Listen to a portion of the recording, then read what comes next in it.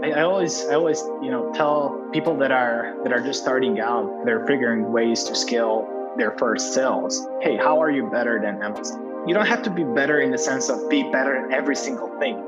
Think about why people purchase from smaller, why they purchase from brand itself, or they love the experience, or they love the product itself. And they're trying to build a business. You have to be good at something, or if you can be best, like good at like all these things, you're probably most likely going to succeed. You're listening to Ecomonics, a Debutify podcast, your resource for one-of-a-kind insights into the world of e-commerce and business in the modern age. This is Joseph. I'll be presenting a wealth of industry knowledge from interviews with successful business people and our own state-of-the-art research. Your time is valuable, so let's go. Andrei Negrau, it is good to have you here in Ecomonics. How are you doing today? How are you feeling? Hey, Joseph, I'm doing great, and I'm excited to have this talk. Same here. I forgot to ask this before we started recording, but what time is it where you are right now, and where is it you are right now? I am in the not so sunny side of Europe. I'm in Romania, 5 p.m. Super cloudy, but try to keep the spirits up with conversations like this one. Okay, wonderful. Well, let's jump right into it because we got a lot that we can cover today. So tell us what you do. Tell us what you're up to these days. Yeah. So these days, I'm the founder and CEO of Cartloop, which is a conversational SMS marketing platform for e-commerce businesses.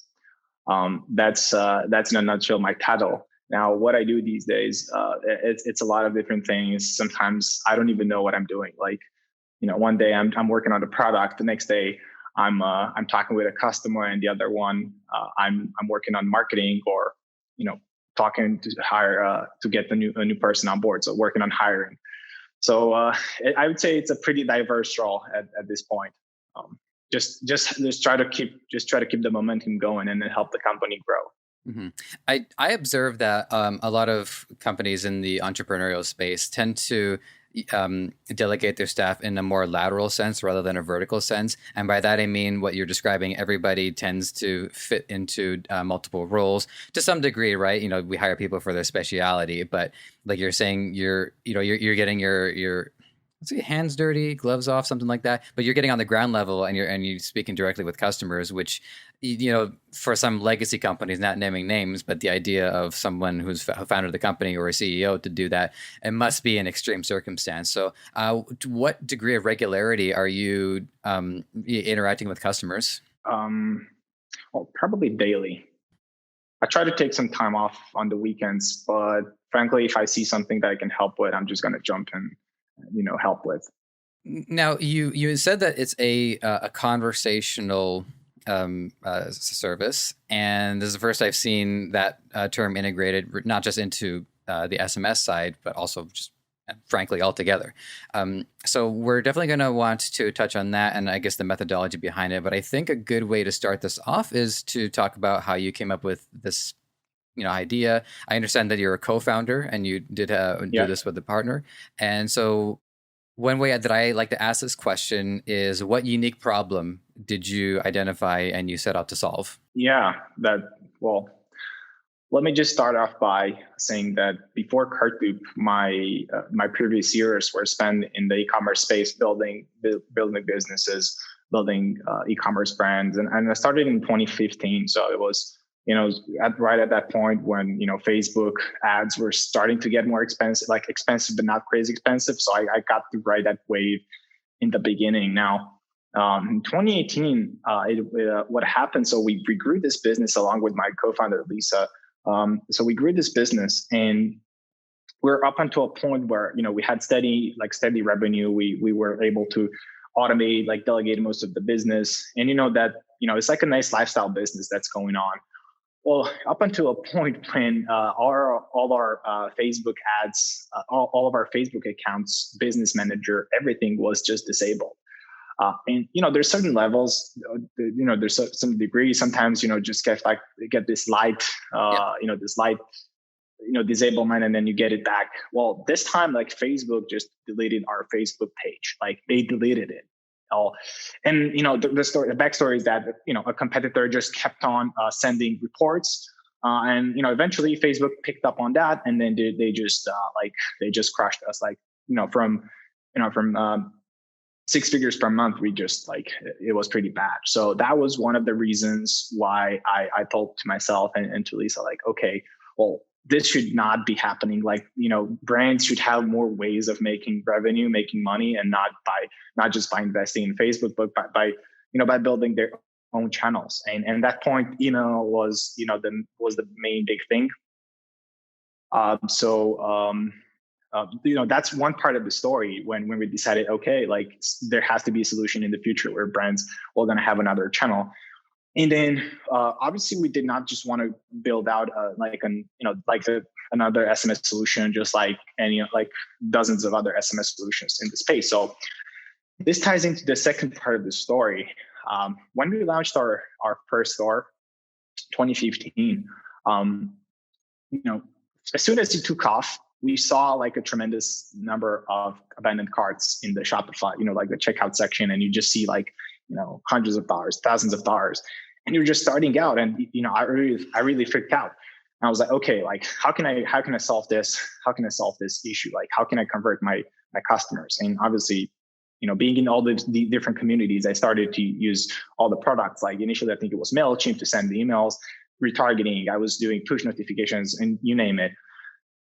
But it still didn't work. So what I did, I thought to myself, okay, like what if I'm going to text these people, like literally just text them like, hey, John, why did you abandon your cart? It was something like that. It was crazy as that. It was like, hey, I saw that you were interested in our products. Well, I'm Andrei, the founder. I'm curious if you need some help, or it was something along those lines. Yeah. And I had probably a few hundred of these conversations. And the crazy thing is that people were super appreciative of the fact that like a real person was reaching out to them. So they actually, what's funny enough that they actually told me like, oh, well, I was actually browsing and I love the product, but because of the shipping cost, I did not purchase. You name it, like thousands of reasons when someone would abandon their cart. Okay, so fast forward in 2019, we were able to sell that business that Facebook, almost crushed. It was a pretty crazy story. We even scaled bigger after the Facebook incident, and then we sold it. So we put together these two pieces. Like, okay, like how can we create another channel? And then we knew that this personal level of connection is meaningful. Customers are getting value from this. So that's in a nutshell. Like we've set together really super sketchy, built out the first MVP. And it took us like 2 months to build it. We launched it. Very slow launch. Like no fuss. We just put it out there. And my partner Lisa she was like very active on different communities, and she was talking to people like, hey, we had this solution, check it out. And that's how we started. I have to say I didn't want to insert into your story. I just wanted to let it come to its conclusion, or rather, the next chapter more in earnest. But the idea that somebody can, especially a competitor, can report bomb your business and end up costing you the entirety of your revenue that was derived from that platform, that's insane. And you would think that Facebook would have some investigation going on where they would see, well, this person is sending all of these reviews. Who are they? Oh, that's funny. They sell a similar product to the person that they're reviewing. Like, it's not rocket science. It would be pretty obvious logic. So there's I think what that did, by the way, is I think that planted a bit of an additional seed of, this is what happens when you don't have people doing the work. You leave it too much to the computer, you leave it too much to the AI, and the AI, they're using logic, but they're not using the right kind of logic, because what they're saying is, well, this person's getting reported nonstop, they must be bad. Do we slap on their wrist, or do we go full scorched earth and then they strap on their flamethrower and so that right there, I think, probably indicated some of the issue, which is, if I'm going to do this, I have to remember this is about connecting with people. Yeah, I'm not going to get into the all the details. It's been pretty crazy. I mean, we got I was in the US back then, and I got to actually go into the I went to like a Facebook office and then tried to speak with people. Obviously, I did not go there just for this purpose because I had a friend who was working there. But well, essentially, I mean, I don't know, maybe things changed today, but if you get blocked in the way we did, it just belongs to an IP, or it was something around the IP or whatnot, like department. And yeah, it was like a black box. Like you could not get it. You cannot get to talk to them. They were like, hey, there's nothing we can do. So that was that. Yeah, well, I mean, for what it's worth, I'm sorry to hear that. People work really hard on these, and it takes a lot of risk. And so, for something like that to happen, it's unfortunate, but a chapter and it catalyzes you to move forward to what we're doing today. Yeah, and really, that was just, as you mentioned, that was the seed. And since that event happened, obviously, I talked to a lot of people in my network and other people in the e-commerce space. And I mean, guess what? I wasn't alone. I mean, a lot of people were going through the same things. Sure, we had like a really nasty type of disablement in Facebook, but like being blocked or being removed from advertising platforms just happens all the time. I think Google is so whenever you're putting all your baskets into a single channel, it's great, until it's not. Mm-hmm. And I'll make one more point about it, and then we'll switch gears. But I think this also speaks to yes, a business can subsist and thrive and succeed solely off Facebook. But I think in my analysis from all the people that I've talked to is that it's actually pretty rare at this point. Facebook will certainly help a great deal, but we're looking for influencers, we're looking for affiliate marketing, we're looking for other means and other channels. At the very least, advertise on a different platform, have different revenue streams, whether you're putting on Amazon or you're putting on eBay. So there's 100 options, and like you say, reports can happen for a number of reasons, and so. That's just a really important takeaway. So with that said, here's what I really want to ask you about is the conversational marketing that you're doing through SMS. Now, one thing that I just want to make sure, is there a degree of automation in your service as well, or is it strictly conversational? It's actually a mix. So what we're doing at the core of our service, at the core of our platform, is the human interaction. But how we see conversations is basically like this. If we are able to automate something that it's something like a repetitive question, such as, hey, where's my order? You don't really need a person for that. It's something that you can automate. So in a way, we're building these two different. Well, we're building the product in both on the human side and both on the technology side. So they're just complementing real nice in order to be able to scale. At the end of the day, we want to be able to provide our service to a large customer base. So for that, we also need a certain degree of automation. But it's really important to remember that if you're using the service, if you're using Cartloop, your customers will never realize that, hey, this is an automated message. Well, unless you're sending a campaign, because we also have the option to send campaigns just like you do with the standard type of platforms.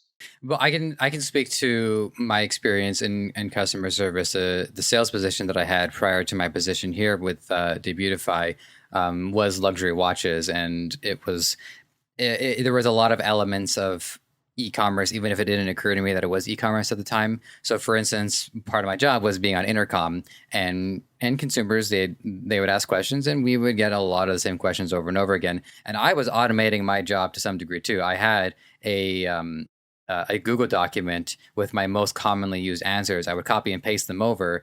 I would read through them just to see if maybe I need to like change the tone a little bit depending on how passive aggressive the customer was. But other than that, yeah, a lot of this actually is repetitive work. And what's funny too, again, speaking from my personal experience, is that there's busy and then there's efficient. I can spend all day just typing the same answer out and be quote unquote busy, but I'm not really, but there's so many other things that I had to do. It's almost like, oh man, I didn't get to do any of that hard stuff or any of that challenging stuff today. Whoa, probably because I spent all this time. It's like, have some self-respect for like what we're capable of and being able to solve problems, and not almost like excuse myself by doing the repetitive tasks when clearly I can do much better than that. Yeah, absolutely. At the end of the day, think about it. Your customers, all they want is fast response. I mean, they want fast response, and obviously they want a response that's relevant to their question or their inquiry. So whether you're doing this through an automated message, AI, or a real person, that's fine. But really, if, like what we've seen as the biggest competitive advantage, versus something like an automated solution, is in those cases where you can clearly, or it's very difficult for a bot or an AI to reply. It's something like, let's just think about like, let's just think like a skateboard shop. You're selling skateboards, and someone comes up in the conversation and says, well, I'm looking for a skateboard for my for my brother or for my sister or something. Well, at that point, it's quite obvious that you have to, think about, okay, well, in this case, I should ask like, okay, what kind of skateboards is your brother or sister into? So that's where really the human interaction is most valuable, when there's very little chance that AI can go successful through the conversation. And then the second thing is the context. That's super important. So like, if you're not paying attention to the context, and if you're just mindlessly responding to whatever the customer is saying, that's very dangerous. Like, you really have to look at what the customer is trying to get from that. What are they trying to achieve? What are their pain points, right?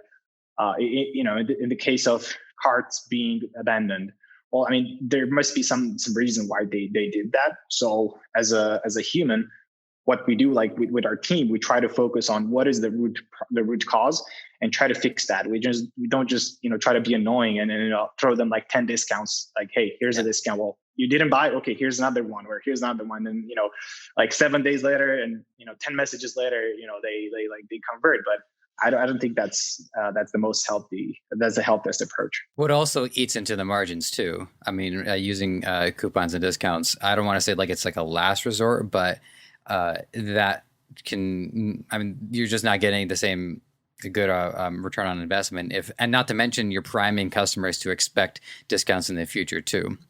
So I do want to actually, the conversational side of it is definitely something that is deserving of a good chunk. But one of the things I did want to ask about too was, some of the insights that you had gained through abandoned cart, and some of this that you had said prior. You said there's a lot of reasons, and you're talking to people. So I guess more like lately, in a more contemporary sense, would have been some of the insights as to why people are abandoning cart these days.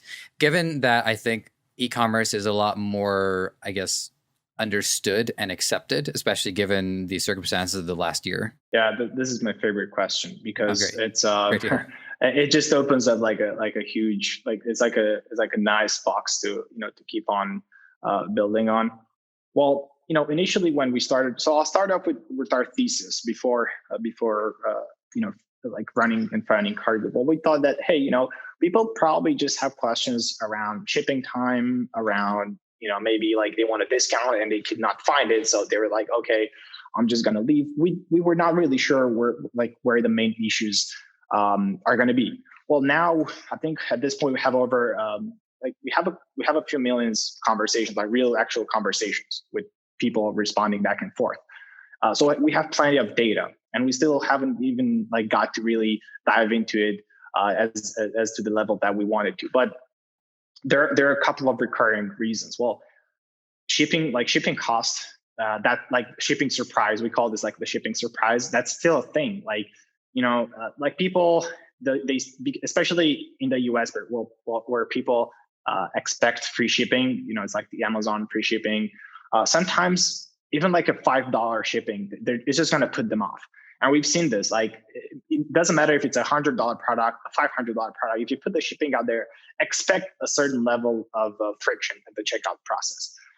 So that can be, the good thing is that can be easily solved. You either send them like a free shipping discount or a small discount, and those types of people, it's not hard to convert them. So shipping costs at the checkout, it's still a thing, and it's still happening. Second of all, is payment related issues. Now, this is one that we were not expecting to be this big. At this point, this is in the top 3 reasons. Now this goes from, hey, I could not place the order because the credit card was declined. This is like a very common one.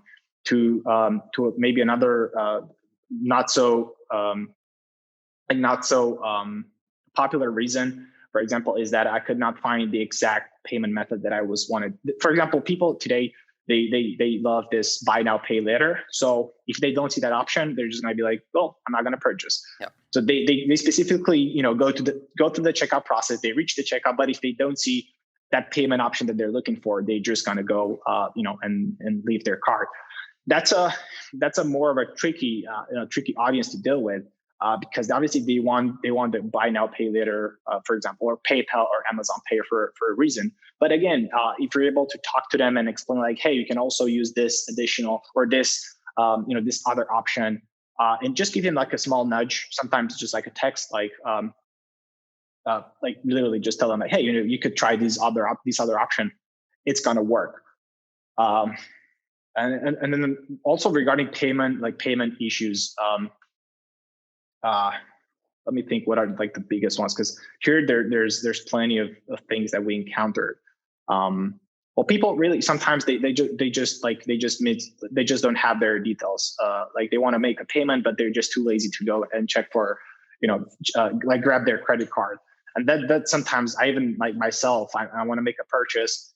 And I look, oh my God, I got to put my payment details. Like, forget about it. So I'm just abandoning their card. Well, it's an art form figuring out just how close my credit card should be to me at any given time. Like too close can net me a lot of purchases. Too far, not enough purchases. So this is an art form, I would say. So we got the shipping, we got the credit card payment related issues, and then there's so many things that I wanted to say. Let me think.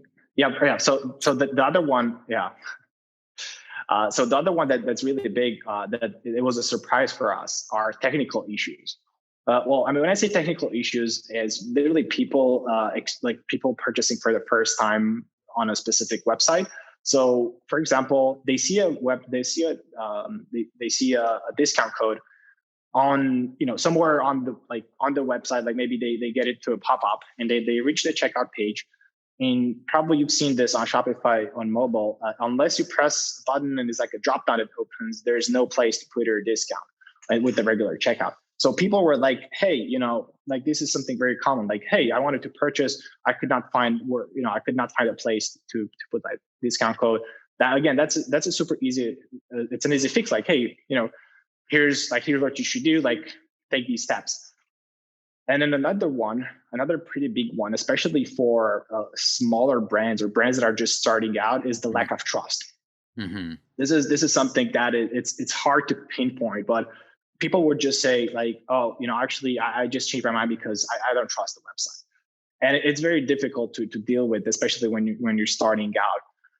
Well, I mean, the great thing about Cartloop is that you have this real person reaching out to someone, and even if you're just starting out today, and you have like zero following, really like no reviews, having a real person talking to your customers, and talking, when I say talking, is like real time. It's not like, hey, I respond 12 hours later, 3 days later. It's like real time. It happens in a matter of minutes. Mm-hmm. This just drives insane amount of trust, and it's a nice way of building that relationship.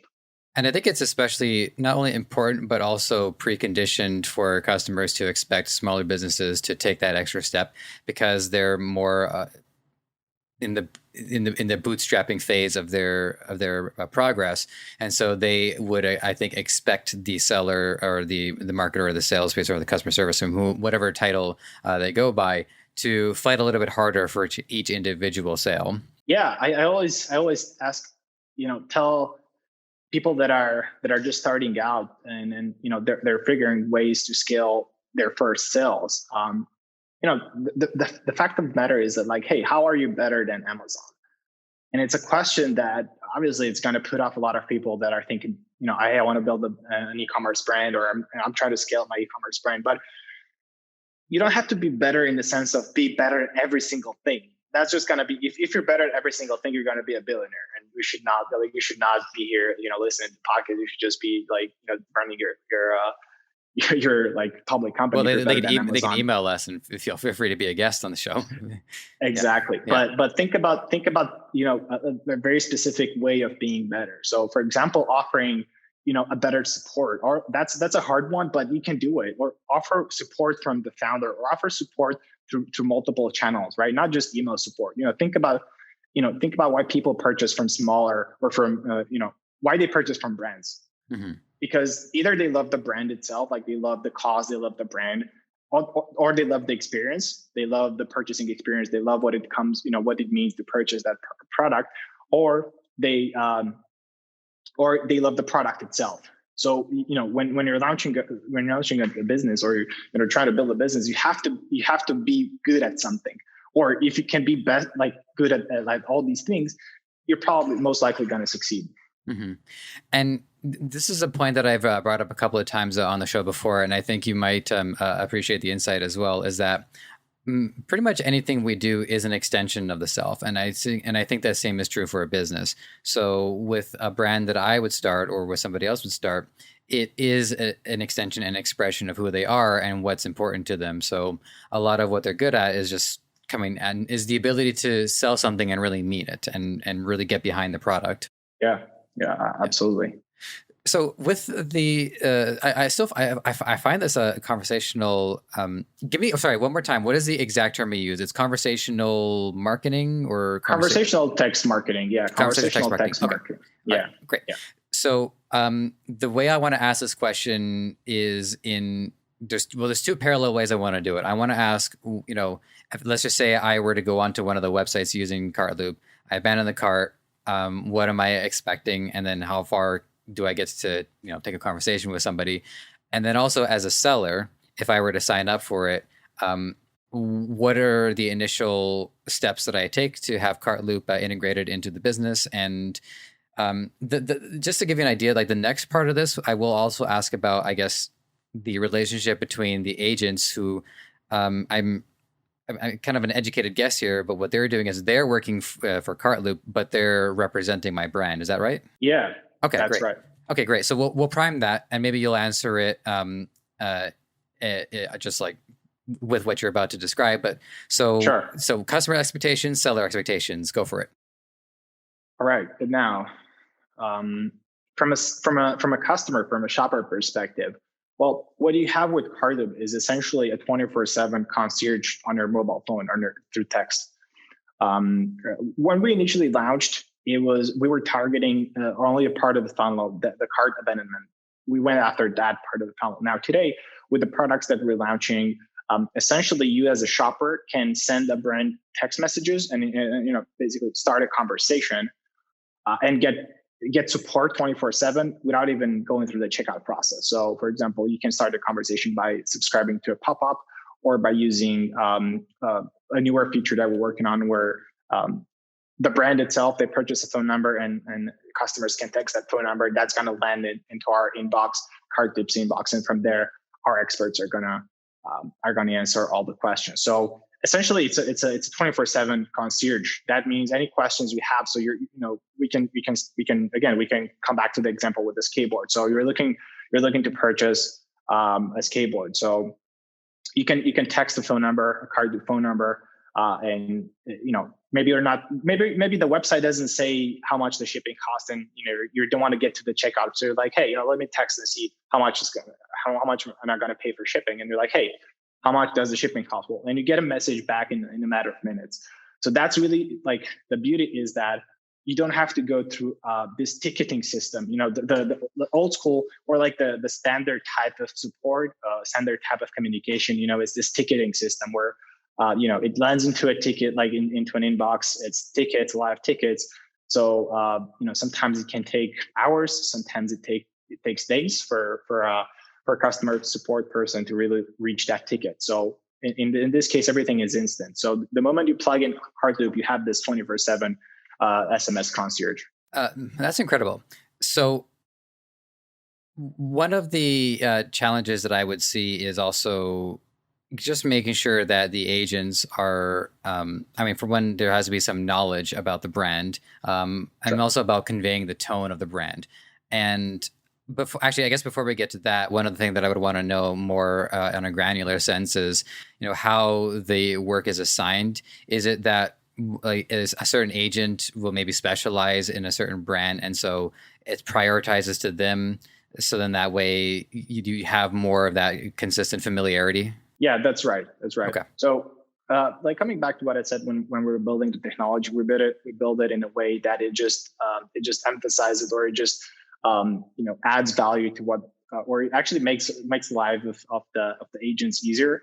So we built that's part of what we're building, is just making sure that agents, first of all, they have not just a good but a very good understanding of the brand, of the offering, the products they sell, different types of policies they run. So this is the foundation of what we do, right? We, like, no one would want to use a service and then in return they would see some random messages or like whatever, conversations that should not happen. So that's the first thing that we do. And for that, even as a customer, so as a merchant, actually, you go through an onboarding process where you enter some essential steps, like some essential details. And then in Cartloop, if you're one of our higher tier plans, you have 24/7 Slack support. So, for example, even if it's something that, hey, it's like maybe a question mark that we're not sure of, we're just going to fire a question in Slack, and then we'll be able to answer the shopper.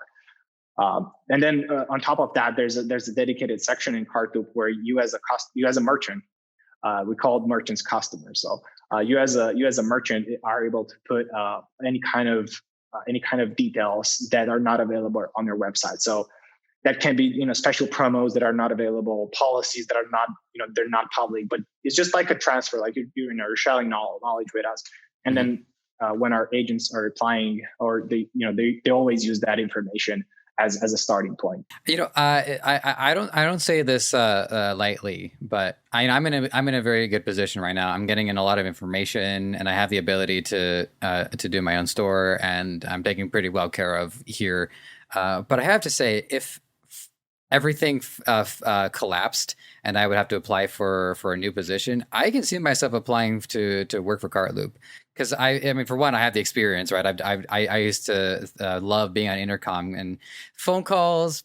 Yeah, my voice dries out in the days, and the problem with phone calls, by the way, is that customers would call and I would answer the same question over and over again. So it's hard to automate myself. But the answers go into muscle memory, and it gets to a point where I'm playing Diablo and I'm answering the questions. Don't tell my former boss I said that. But other than that, the idea of being able to actually adapt to multiple brands and have these ongoing conversations is actually a very fascinating idea. And I really appreciate just how it can really provide work, especially in such a remote focused society that we're not only in, but are continuing to move towards. It is one of the challenges. So if you're building a hybrid product, which is tech and also the human side, you want to make sure that the human part is always, I would say, it is at its peak. So it's never going to be below of what you as a merchant would expect. So that's something that we continue to invest in. And initially it was like the way we started, it was just Lisa and I were literally just responding to messages back when we started a year ago. So fortunately for us, having this e-commerce experience, we were able to scale the team and put all the strategies in place and provide all the necessary training. So the people that are engaging in these conversations are super knowledgeable people with background in e-commerce, and they know exactly how to respond and what type of details to provide. It's funny because too, I just remember we were given like certain scripts depending on the situation, and one of them was always like, you always start off with an apology if they're irate, and then you always said like, I'm going to go ahead and do this, and I have to admit too, like, coming from more like the performative side, is that I'm always like tempted to veer off, not so much to the point of unprofessionalism, but to find a little bit more of like a personal bent, just to have a little bit more of like a direct connection with it. So I'm not exactly sure how I want to ask this question. It's like three questions all competing at the same time. But with What is the degree of intuition or initiative that the agents take? How strict? I guess it would be on a brand by brand basis how strict they want the agents to adhere to it. But you know, over the course of the day, what are the different kinds of conversations are they having? Are they having a lot of conversations where it's like back and forth for hours and hours, or like what's like the longest conversation that somebody's had? I really overall the holistic interest here is the experience of being the agent and what they expect on a day-to-day basis. Sure.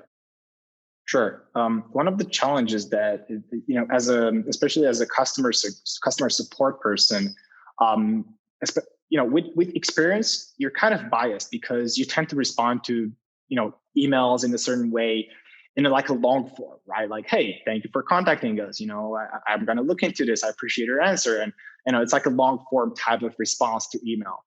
Well, for us, everything that we do is text based, and that just changes the dynamic completely, because you cannot just use the same language, the same type of format through text, like the way you cannot just text your customers just the way you email them. So that's a fundamental shift that we started with and adapted from day one. That means all the conversation has this feeling like, hey, I'm talking to a friend. I'm not just talking with a customer success person. We don't do like dear John, thank you for contacting brand. We tend to stay away, and part of the 101 training, the first day at Cartloop as a live agent is like, hey, try to text like you were texting with a friend. It's not try to provide customer support, but try to build the customer relationship through text. So that's a totally different way of talking to customers, and sometimes again as a customer support person, you just feel awkward because, hey, I'm speaking in a very personal level, and it just probably in a few days of doing it, you just get really good at it, and then that's what we've seen. And then we have a feature called brand personality. So when you sign up, you can basically choose the way you want us to represent your brand. So do you feel like your brand is more of a like promotional type of brand, and you can use that personality, which is promotional, or is your brand more of a professional brand? So maybe you're even like selling B2B, and you don't want to sound too promotional. You can use that brand personality. So our agents are looking at that information, and they're adjusting based on what you're what you set up in your account. Great. So let's sidetrack here for a second. So in the B2C space, sorry, I meant to say B2B. In the B2B space, that's what I was wondering how the relevance of SMS messaging in it. So you've got the data. So how prevalent has SMS been integrated into the B2B space? Well, we've started this with an experiment. So we've put a phone number on our website, and we've linked it into our system. So we get a decent amount of text messages, like inbound text messages from visitors, like website visitors, asking about different things. That's the level of SMS communication we're having at this very moment. I know that there are many ways to embed SMS even into B2B. The only thing here that is I'm also going to sidetrack for a second, is that especially in the US, there are some very strict regulations around SMS and how you can use it, right?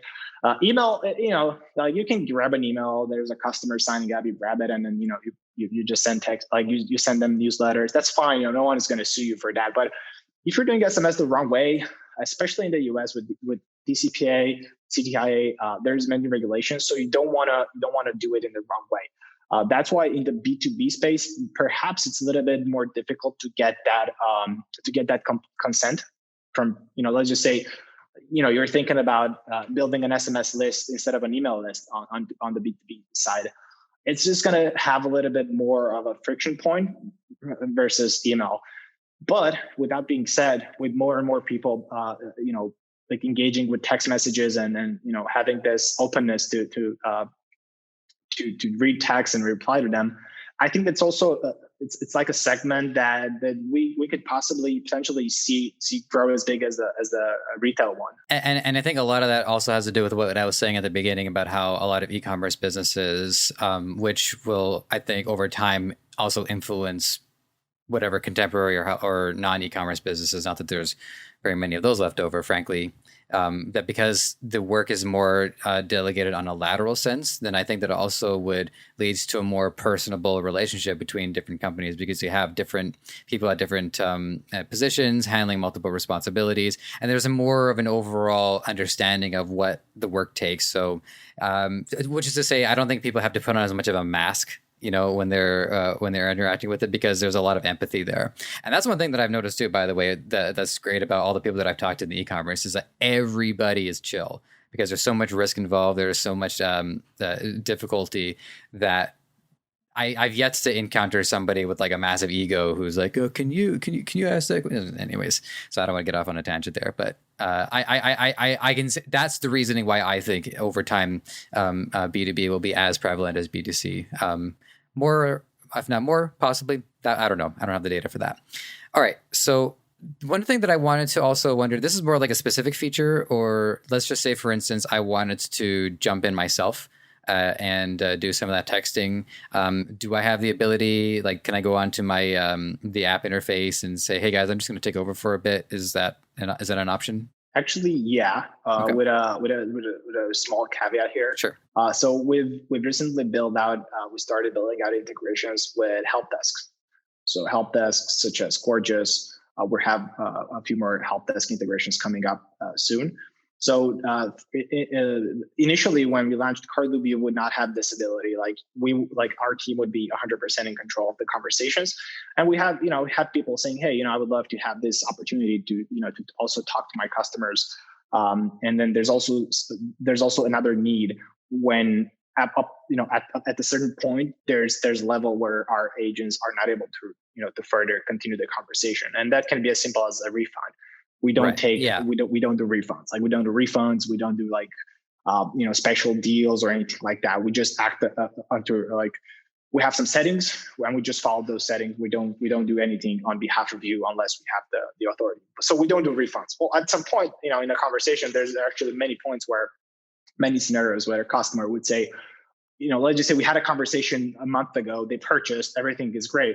1 month later, because this is the beauty of conversational SMS, you can literally just text us back 2 months, 6 months, a year, later, you'd still be able to talk to us and ask for a refund. Well, if you're not connected to Gorgeous, what we've been doing before, you would get a notification saying, hey, this conversation needs your attention, check it out.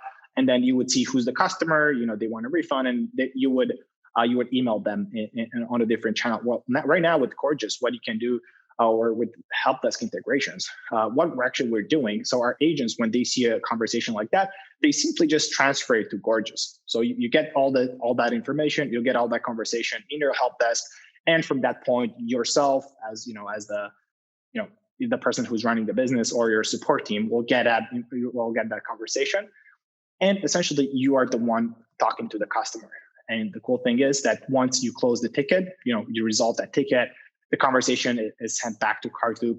We have, we have control of the conversation, so you don't have to worry about it. So it's a really cool way of, both not having to rely on, 100% on your customer support team, only when it's necessary, only when really, you're the one providing the refund. And because, again, coming back to what smaller brands really need in order to succeed is the ability to win on those smaller battles and convert individuals. So as much as I do enjoy doing that, I do have a lot of the sales experience, but I also recognize if I were to try to scale up my business to a 6-figure, 7-figure territory, there's no way I wouldn't be able to have the time to do that. But I can convey a lot of my methodology to somebody else, and then also step in when it's the right time to do so. Now, it's great. So this is the next thing that I wanted to know, and again, more of a technical question. But when, so this will all take place on one phone number. So let's just say, for instance, one agent has done their shift and somebody else has a tag in. Is it as simple as, "Hey, this is Rick. I'm just taking over from what Scott was talking about," and then Rick would catch up on the conversation. And then if I need to jump in, I would say, "Hey, this is Joseph. I'm the CEO, founder, and grand poobah of the brand. I understand what's going on right now, so I just wanted to text you directly. Is that how it would work? Well, we've built a system where every store has a brand personality. That means, again, through the sign up process, you choose the brand personality, and it can be something like Emma. So it's basically like a brand persona, brand personality. We call it the brand It's like, personality. okay, I That see. means you're just using the same name. We're not switching names, mid conversation. Like, oh, this is John, or this is Joey, or Interesting. this is Jane. We just use the same. We just use the same brand personality. And even if we're sending the conversation to the customer support, the customer support can basically they can seamlessly continue the conversation. And at the end of the day, the shopper will just feel like it's a natural conversation, and it's just a single point of contact.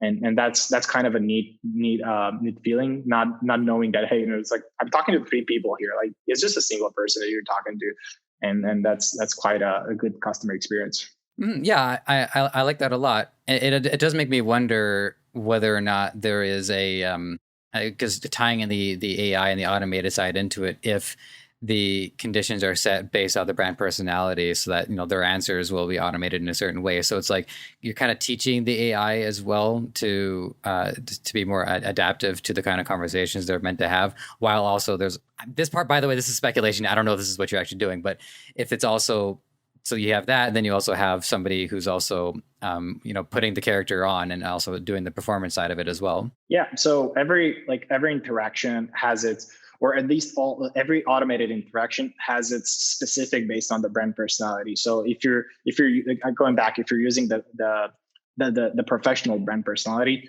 all the automated responses that fall under that personality are going to have this more of a professional tone. It's not going to be more formal than informal. And it goes the same with the responses that our agents are providing. Well, that I'd say definitely covers that covers everything that I can think of in regards to it. I don't normally ask a question this open ended, but in the interest of making sure we represent it, is there any other element to this part of the service you want to let us know about? Otherwise, we can. I have some other questions I want to ask as well. Well, I mean, we really covered all the basics. This is like the infrastructure that is powering our service. What's good mentioning is that moving forward at Cartloop, we'll be providing this human powered conversational solution, not just for cart abandonment, but for pretty much whatever your regular automated platform is doing. You're just adding this conversational layer on top, and it's just going to provide a way better customer experience. So that's something to keep in mind, that you can literally sprinkle human touch across all your customer journey, not just when they abandon their cart. I mean, I would even argue too that even if it is just an AI responding, that is still a step above what a lot of other brands are doing, which is nothing. So, or even just sending emails. So it does take work, and it does take a lot of human interaction with potentially an AI to make sure that they're primed and ready to interact with it. And then you just human connection at a larger scale. Yeah. One thing to it's worth mentioning is that if you're looking at some automated solutions, and of course I'm not going to name names, sure. But there's some big platforms, also email platforms that provide SMS solutions. So when you send a campaign with that solution, and you're trying to respond back as a shopper, the default answer is just going to be like, hey, we cannot answer your text or something like that. It's like that's super weird. Like, you're just getting a text message. Sometimes those campaigns can be super personalized. Like, hey, hey John, like, I saw that you're checking out a product. I have a special discount for you. And then you want to ask something like, oh, cool, but can I get it in black? And then you get like, oh no, we cannot get your text. Like, that's from a consumer perspective, we really we really fight against that kind of customer experience. So that's why everything we do has this personal two-way level. All right, so Andrei, I'm going to shift gears because there's something I've been intrigued about with your experience. One of the things that my my producer Micah does, for whom I'm eternally grateful for all the work she does, is she goes onto LinkedIn and she finds out more about the guest background. I do it, but like I said, I'm a bit of a tinfoil hat guy, and I just don't like the idea that LinkedIn lets people know who visited. I don't know. I just don't like it. I get it. I understand. I just don't like it. But you have quite a few credits in regards to being a founder. So from by my count, you founded 1, 2, 3, 4. Let me see. 1, 2, 3, 4, 5. And I think that's like, and now mind you, I haven't looked at everybody's LinkedIn because Micah came up with the idea a little bit more on the recent side. But what I wanted to ask about is the skill set of being a founder. Is from each of the projects that you had worked on, what were maybe some of the skill sets, some of the methodologies, some of the takeaways that you've applied or you've learned from one that came with the next, came to the next, came to the next? Well, that's a question that we could probably spend another podcast on. I would love to do so. I'll try to be as straight to the point as possible. Well, oftentimes when especially when like founder type of founder advice type of discussions, sometimes they can be dangerous because you could be biased as a founder. You could be biased, and I'm honestly I'm biased based on my personal experience. But there are some things that I learned along the way. Probably the one that everyone could expect to hear is that you have to be persistent. If you think that being an entrepreneur and being a founder is glamorous, and it's you see a lot of like founders like hitting their goals and hitting a lot of success, like it doesn't matter their age. It can be 20, it can be 30, it can be 40. I'm pretty sure that there has been a lot of pain and there has been a lot of work behind that success. And unfortunately, I did not know this when I started. I was chasing something like, oh, I want to be a founder. And then I quickly realized that, hey, like, what am I doing? Like, I don't have any kind of success, especially with the first e-commerce businesses that I built. I literally launched my store, and I expected, like, my expectations were, oh, I'm going to make a lot of money. I'm going to be rich. Guess what? It didn't work out. It did not work out like that. So, being persistent and really, really thinking like, hey, why am I doing this in the first place? It's cool to be a founder. It's cool to, call yourself an entrepreneur. Definitely, it's one of the best jobs to have in the world. Like, I would not do anything else. But you have to think about like why you're doing this. Well, do you want a certain level of, want a certain lifestyle? You want, to have a certain experience. And if you're true to yourself, and if you're like, hey, I want to do this because I want to get to this point in my life, then just go with it. But be prepared not to get where you want to get, in the timeline that you have. So, and you mentioned that I've been I founded 5 companies, yeah, and most of them failed actually. I had an e-commerce business that went well, but I tried many other e-commerce business, like many stores before, and Cartloop now is probably my third software company, and the previous 2 were just like, it didn't work out. And yeah, being persistent and having that grit, it's important. Another one, as a founder, I think you have to be able to see, like, to connect the dots and find gaps, in the market, find gaps, find solutions to problems. Basically, what that's entrepreneurship. You're creating a solution for some problem in the market. So the better you're able to understand this, the sooner you're going to get, to build something. And then the third one that it's worth mentioning is really the team. When, with my e-commerce mentality and my, kind of like the quick win chasing mentality, I was always thinking, I always thought that, hey, I'm in control. I'm the one running the show. But the moment I started working on Cartloop, I realized that the team is really the number one thing. Like, you could be the smartest guy in the world. You can literally be Elon Musk. Like, what would he do without a team? Like, honestly, what would he do without a team? So really finding those people that surrounded people that believe in what you're doing.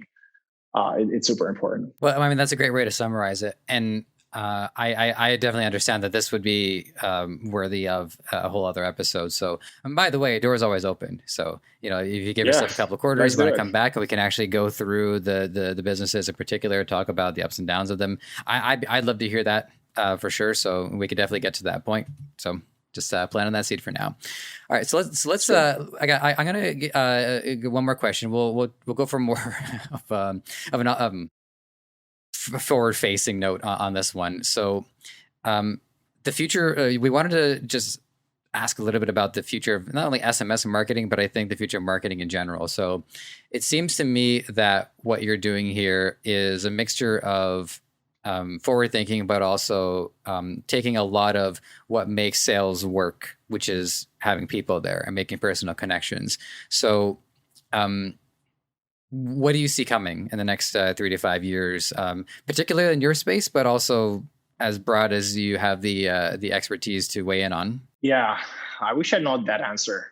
I would probably be in a very good place knowing that answer. But I'm just gonna guess here. Sure. We've seen with COVID and with everything moving towards e-commerce. It's the hottest thing. Except probably energy companies like Tesla, which is everyone. Is e-commerce is Crypto like too, the by big the way. thing. Yeah. Oh, crypto. Yeah, I'm Dogecoin. not even. Yeah.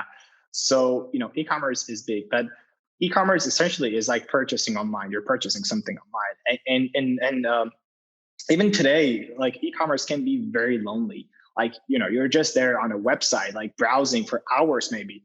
If it's, let's just say it's a retail website and it's like thousands of SKUs, it can be very lonely. It's like no personal connection almost. Sometimes you get this live chat, but honestly, I don't feel like that's a good experience. So the future, in my opinion, it's going to be a lot more engaging in terms of the human connection. And I'm not just purely advocating about text messaging and conversational, but it's also like social shopping. We've seen this boom with live streaming. People want to get closer to people, and I think that's something that it's gonna stick with e-commerce. And I'm not sure exactly how it's gonna play out in 5 years, but I'm pretty sure that people are gonna they're gonna look like, as a consumer, you will look for ways to interact with your brand, be it on Instagram and being socially present there. But it's gonna go from a one way approach where you as a brand just you just blast things like, hey, check this out, but then don't get any kind of feedback. It's going to move towards a two-way approach where you will literally gonna exchange ideas, talk to the brand, like get in a conversation, and that's going to happen through multiple channels. So I'm pretty sure that's going to be big. And people expect that at some point people will expect to even purchase through conversations. Like right now you're sending them back to a website. At some point, we believe that in a very near future, you'll be able to make purchases. Like you'll be able to say something like, oh, I want these pair of sneakers. Cool. Well, here's, just reply yes. You don't even need the link, actually. Just reply yes, and I'll send you, we'll ship out your product. I think it's going to get there. It's also a generational thing. We grew up with text phones, most of us with telephones, like with mobile phones, with iPhones.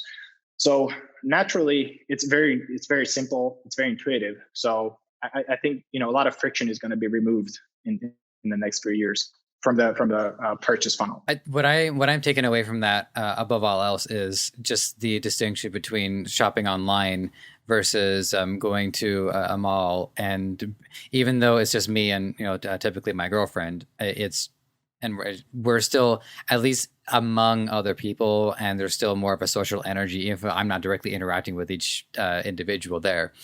So that right there is something we don't want to lose, for sure. We want people to not only obviously we want people to buy the product, but as more of like I would say like a sub goal or a tertiary goal, we do want there to be positive connections with those purchases and with those experiences, because I think that just drives better consumer loyalty. And because I touched briefly on some of the big stuff that's going on right now. There's that story in about how a bunch of gamers and nerds and people like me who got their $1,400. Well, not like me, I'm in Canada. And they all bought out GameStop stocks because the market was trying to short them. The whole other story, y'all are going to have to look into it. But I think that particular business people have a great memories associated to it. The excitement of picking up a game for the first time, going through the controller, seeing the action figures. I have positive memories associated with that. And so is where a lot of that value actually comes from. Even if it's not as easy to quantify, it is very important. So that to me is a huge takeaway. Yeah, absolutely agree. I mean, people buy, they expect a certain experience, even if it's online, they expect a certain level of experience. So the better you can make it, the more enjoyable, the more delightful you can make that experience for them. The better off your brand is going to be. And like, this is probably something worth mentioning, is that as an e-commerce business, it's a good time to start thinking holistically about your business. You think that, hey, the checkout point is the point where my shoppers, where my audience is making the purchase. And I really, sure, you're sending out the package, you're using like a third party fulfillment center and whatnot, but there's a lot more than that. E-commerce is the way that you speak with your audience. Mm-hmm. Is the way that your brand speaks. It's like a non-verbal, even like a non-verbal thing. So it's much more than that. Well, I think that's the perfect note to wrap this up on. So Andrei, I got to say, this has been a great conversation. I'm really happy to have you on here. And as I continue to be surprised with each episode, that no matter how many people I talk to, there's always something new. And you've definitely brought a lot of new to the table, and a lot of a really interesting strategy on how to connect with people in a way that's contemporary and also adopts a lot of the classic teachings that we know and are proven effective. So congratulations. Great stuff so far. And don't be surprised, by the way, if I consider using all y'all myself. No promises. I'm getting like 5 people every week, so like I don't want to make any promises, but the temptation is totally there. So, if there's anything else you wanted to say, parting wisdom, proverbs, anything like that you'd like saying, you feel free to have the last word, and then let the audience know how they can get involved. Yeah, absolutely. As a closing thought, just take it easy. I feel that a lot of people, especially people that are starting out, they have this drive. Sometimes you can go into the other way and be, really forget that you're living. And I actually have been there. Like sometimes, days, months go by and you're like, what, like, how does this happen? Mm-hmm. It's good to acknowledge your wins, and, just chill and of course, look at the future, look where you want to get, but at the same time, like, don't forget to live. So, that's something worth mentioning. I'll have to try that. Yeah, you should try. It's a good feeling. I'm hearing good reviews about it. Yeah, it's got a good score on Metacritic. Exactly. I'm still not doing it 100%, and I'm just a very beginner level. But I hear that once you get to a pro level at this, life is starting to get better. Oh, fantastic! Well, to our audience, as always, your participation means a great deal to me. So for that, I say thank you. And to our guest, once more, thank you for your time and your knowledge. It's been fantastic. And that's everything that we got today. So take care, all the best, and we'll check in soon. So before that, I was working at a company called Allstate Insurance. I was in sales and risk. Hey, this is Joseph from Ecomonics. Just wanted to thank you for being here and for giving this content your time and attention. I hope you learned something. I can say with certainty, I have learned something with every episode that I have done, and I don't see that changing anytime soon. There's a couple things you can do to help us out. If you want to check out the audio content, we are available on all major podcast platform distributors. And while you're there, give us a 5-star review. It helps a lot.